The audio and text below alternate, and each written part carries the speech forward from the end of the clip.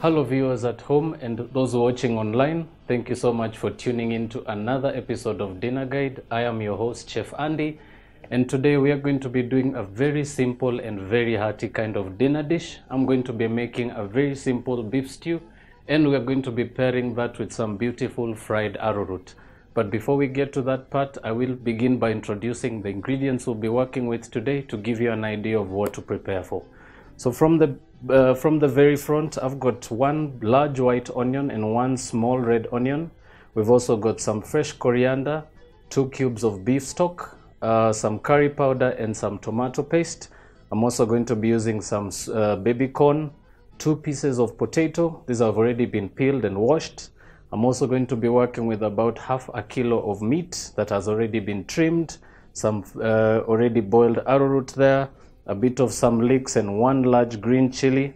I'm also going to be working with some tomatoes and some fresh parsley, and last but not least 1 yellow bell pepper rather, and 2 pieces of carrot.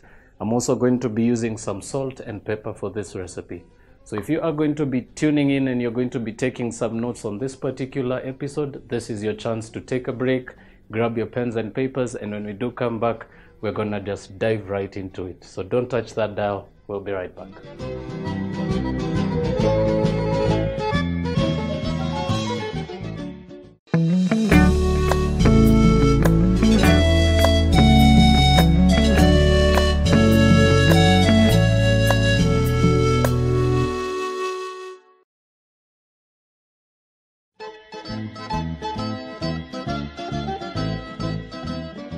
Welcome back, ladies and gentlemen. For those of you who missed the introduction to this show, we are actually going to be doing a very simple and hearty dish today.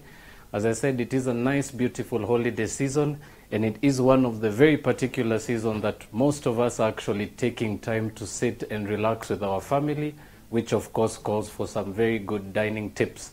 Now, on this particular episode, we're going to be focusing on a very simple beef stew. And we're going to start that off by having our pan hot. It's already hot as we speak. So we're going to just dive right into it. And I will start off by chopping up our red onion. So just begin by slicing that lengthways and proceed to chop that very thinly into some half moons.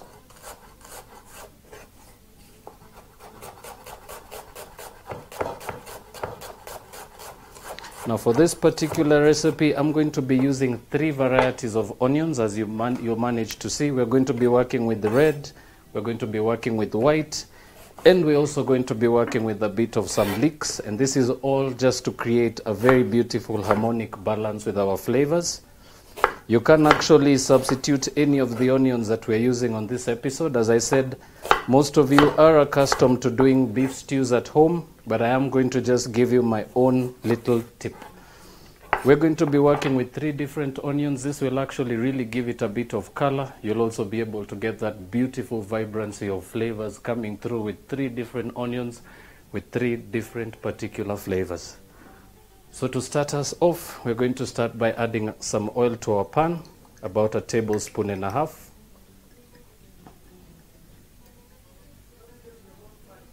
We're going to proceed to add our onions to our pan.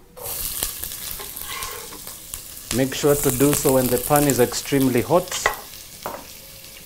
And to that, we're also going to chop in a bit of our celery, leek. So just proceed to chop that very thin, just as you did with the other 2, and be sure to discard the stems.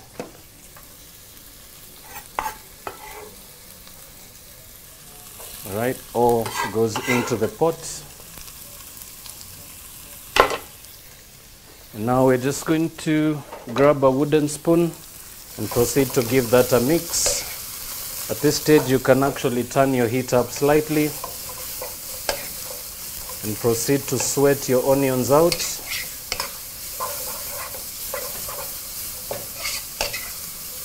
And by this stage, you can actually be able to get that beautiful buttery aroma from the leek. You can actually also be able to get that beautiful pungent balance between the red and the white onion. So if you're going to be thinking of doing the same thing I'm going to be doing, do leave us a comment and let me know if it actually worked for you. Right, so proceed to continue frying everything together.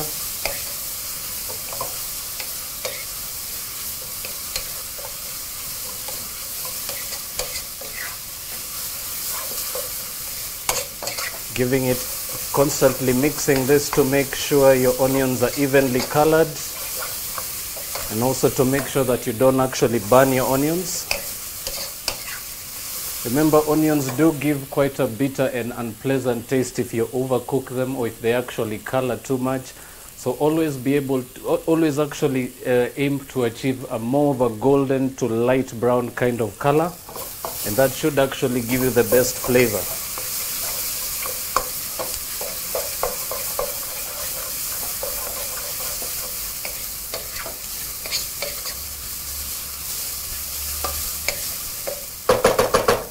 Right, once that is done, we are going to proceed to add our tomatoes. And we are going to be using cherry tomatoes for this particular recipe, but you can actually alternate this for regular tomatoes. The reason why I particularly like this is they actually carry a very, very beautiful sweetness. And even with the appearance right at the end of it, it really just stands out. So what we're going to do is we're going to only chop about half of our amount, or you can break it and use just 2/3 of the amount, and proceed to just slice them halfway lengthways and add those to your pan. Proceed to mix once more.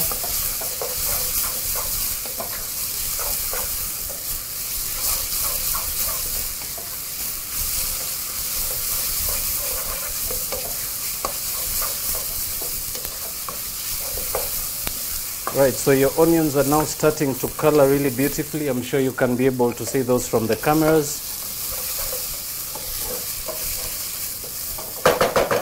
Right, at that stage we are going to proceed to add the next batch of ingredients.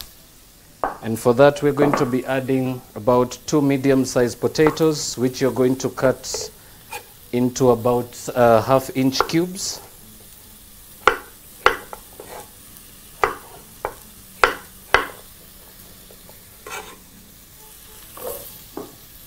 And of course, always very importantly, never leave your pot unattended, especially when you're frying anything.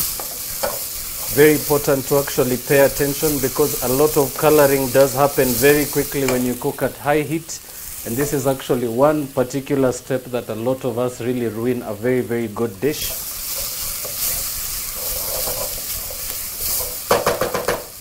Right, just turn the temperature a little low at this stage and proceed to chop up the rest of your potato.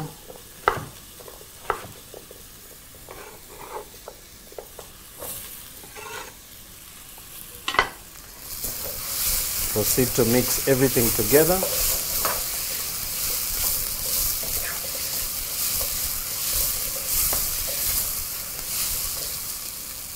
And at this stage you can actually improvise with a bit of water, so I'm just going to add just a dash of water to actually sweat out the pan a little bit. And remember, another beautiful addition with water, it actually allows for you to really combine the flavors on the sides of your pan and really reconstitute the flavors. Also allows for you to tenderize your ingredients really gently, because the water effect with the hot pan actually allows for you to create a bit of steam, and this actually helps to break down your vegetables very well. Next up, we're going to be adding some carrots, so that you're going to chop once lengthways and basically holding the carrot almost straight right from where you're standing. You are going to be cutting this diagonally, So basically all you need to do is line the carrot on your board and proceed by cutting at an angle, making sure to get a nice thickness consistency, and proceed to do the same for the rest.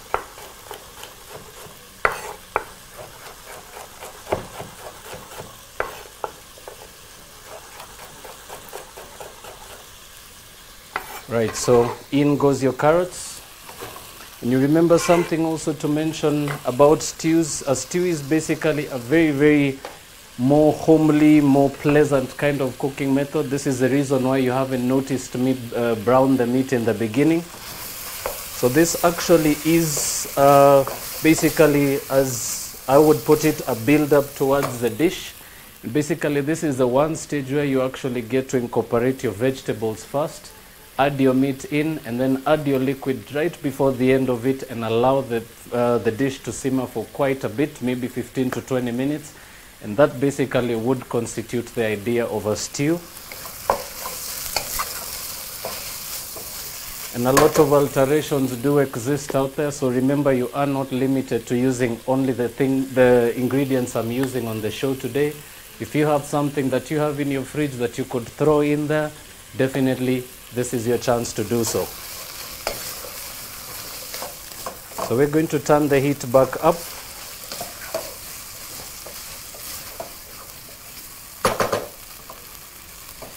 And to that, we are going to proceed to add our 2 stock cubes. So I'm just going to unwrap those, and I'm just going to throw those in there. So I'm using regular beef stock cubes. You can actually alternate that for beef stock,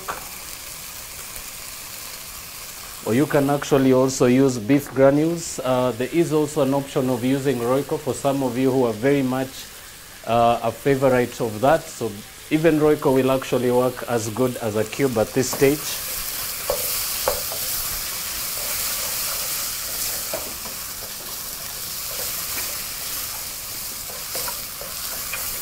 Proceed to mix everything once more. And by this stage, you should actually be able to get a beautiful aroma coming through from the carrots and the onions and the cubes now that are actually melted into your mixture.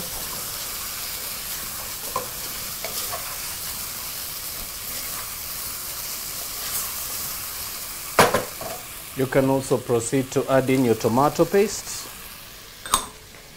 and your curry powder.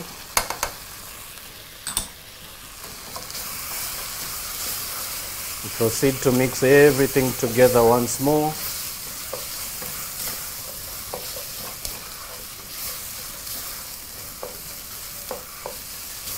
And just as soon as your tomato paste is just about to melt into the mixture, add another dash of water and proceed to continue mixing.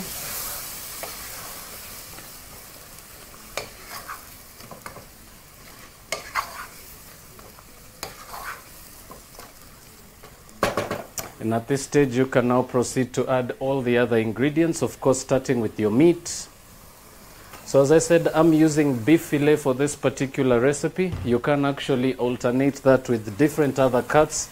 Rump is actually also a very good and tender cut for this particular dish. So just proceed to mix those together.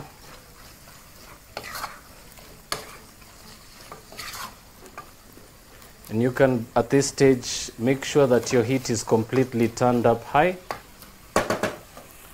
And proceed to add about half a cup of water. You should actually be able to cover about half your mixture in the pot. Give that a nice thorough mixture.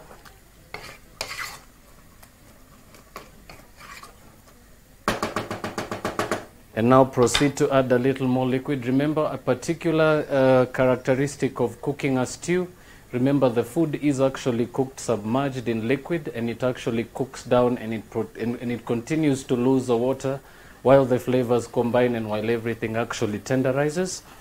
So at this stage, I'm going to add a little more water, making sure it touches just the top surface of your mixture. And I'm just going to use a spoon to mix everything together once more.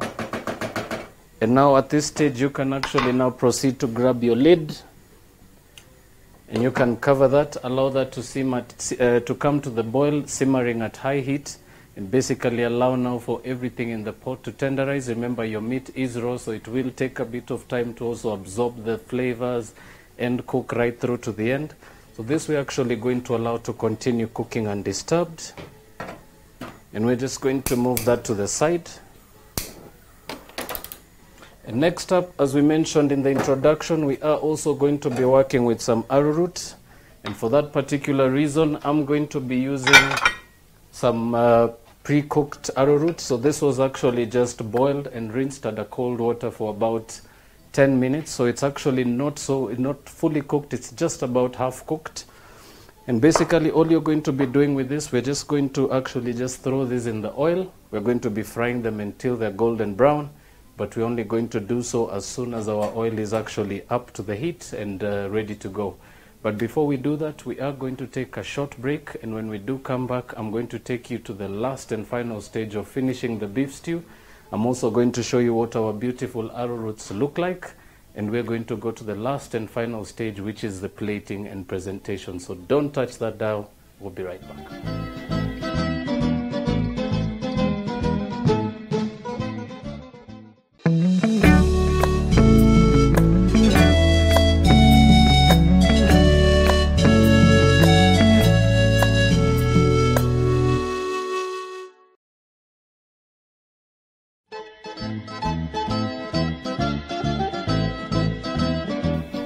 Welcome back, ladies and gentlemen. For those of you who are just tuning in, we've just been working on a very, very simple beef stew, and we're just about to come back to it as we speak. So this has now been cooking covered for about 20 minutes. We're just going to quickly give that a stir. And one particular point to check when you're making a stew, always make sure that your potatoes don't actually overcook and mash. That's actually one particular place we all go wrong. Another thing as well is always make sure your meat is fully cooked before you actually embark on the last and final process of finishing your stew. So as you can be able to see from the cameras there, the stew is nice and thick. You can actually be able to tell from the consistency. And now we are going on to the last and final step. And we're going to be incorporating some of the vegetables we had remaining. So I'm going to start off with some beautiful sweet corn, baby corn rather. And what we're going to do with that is we're going to cut them halfway lengthways.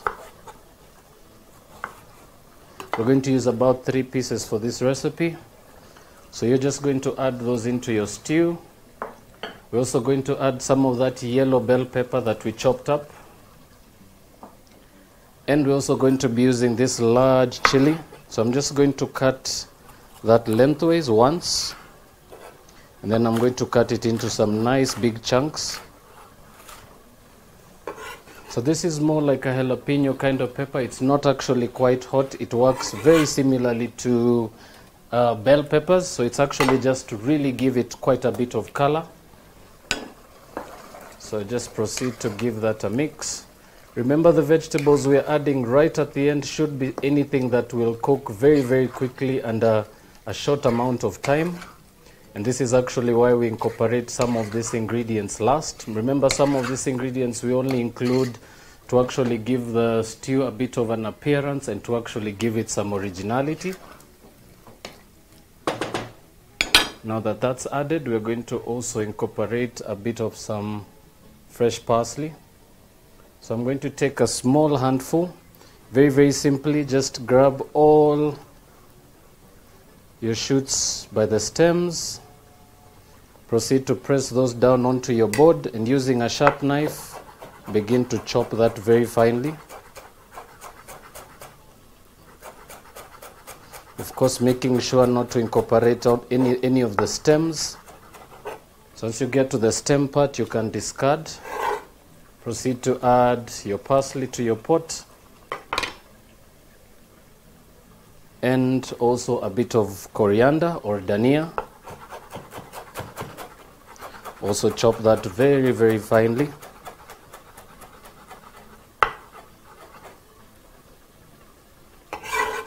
add that to your pot as well. And now proceed to give that a quick mix.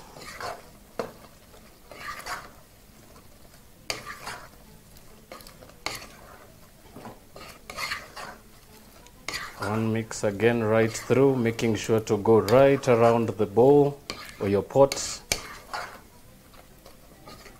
And you can actually at this stage turn your temperature to the lowest level possible and actually allow that to cook covered, just to allow that baby corn to actually absorb the flavors, allow the peppers to also soften right in there. And then we're basically going to turn that off and proceed to serving. But before we do so, we're just going to turn the pots around. And we're going to proceed to reheat our pot that we're going to be doing our arrowroots in. So the arrowroots per se, these were actually parboiled before we started the show. So you can actually probably put that on your reminder that if you're going to be deep frying them, it's always a beautiful idea to actually blanch them very, very briefly. This will actually make sure that the arrowroot is cooked right through to the inside, and once it hits your oil, you're basically only going to be coating the outside. So while we allow our pot of oil to heat up, I'm going to quickly grab a bit of the parsley. And we're going to chop that very, very finely.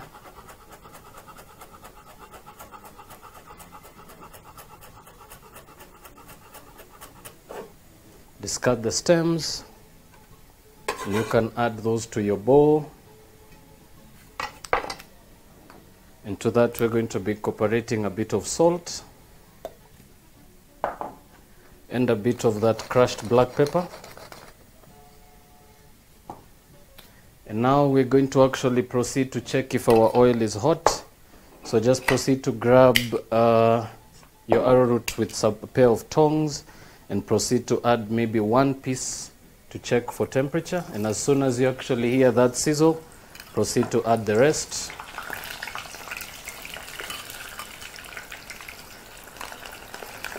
Now, arrowroots are particularly very, very common towards the outer parts of the city. This is actually a very staple dish for some of us who actually live way outside the city.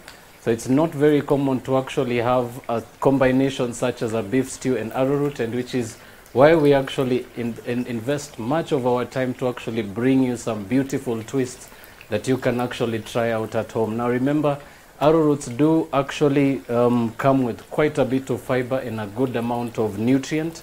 So you can actually optionally use arrowroots, and you can even blanch them as they are. You can even fry them and serve them as they are. They actually really make for a very good accompaniment, especially when you're serving your tea in the morning, or even for your 4 o'clock, or even if you're planning to just pack it in a small container and take it with you to work for a snack. So we're going to just toss those around. And remember, these have already been boiled briefly. So what you're basically looking at this stage is just to give them a bit of color. And while those continue, we're going to proceed to turn down the temperature on our stew. And just by opening the lid, you can really get those beautiful aromas coming through. Now, of course, very importantly, always remember to season your food. I like to season my stew right at the end. Remember one particular thing with adding your salt too early, it will actually continue to concentrate. So I personally like to add my stew right at the end, because you will actually be able to get the best out of the flavor. At this stage, you can actually taste most of the ingredients in their natural state. And actually, this will actually give you a bit of a heads up of how much salt to add into your food. So just one quick mixture.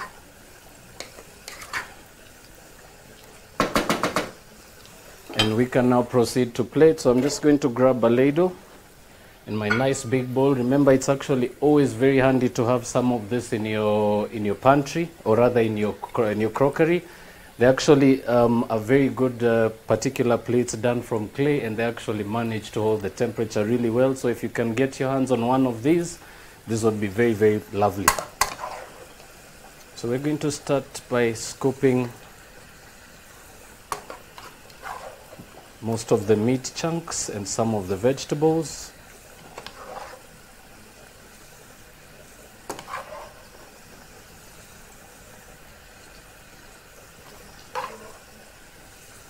And this will actually serve for 2 portions very, very nicely. So we're just going to place that on the plate. And as I mentioned earlier, I was actually saving some of these beautiful cherry tomatoes for garnish. So all you're going to do at this stage is just slice them lengthways. Use about 2 pieces. And all you're going to do is just place those right on the sides of your plate like that. And those will actually give you quite a bit of color when presenting your dish.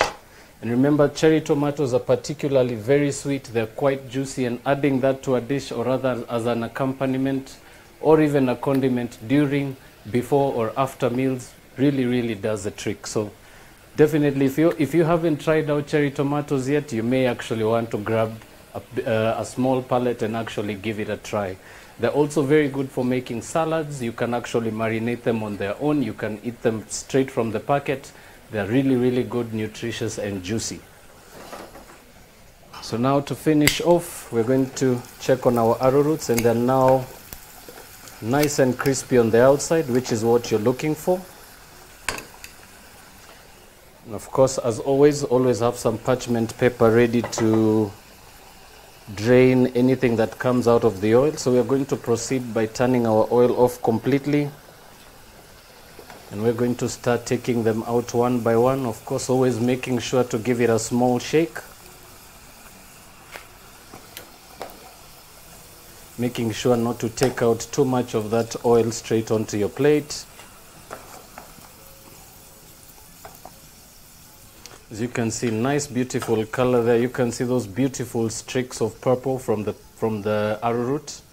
And it is actually one of the beautiful things about the potato. It is one of the only potatoes that actually come with this feature. Right, so now those are done. They are hot, they're crispy on the outside, soft on the inside, and they're ready to serve. But before we do so, I am going to throw them into the bowl that we had my salt, pepper, and the chopped parsley. And all you're going to do now is proceed to toss everything together.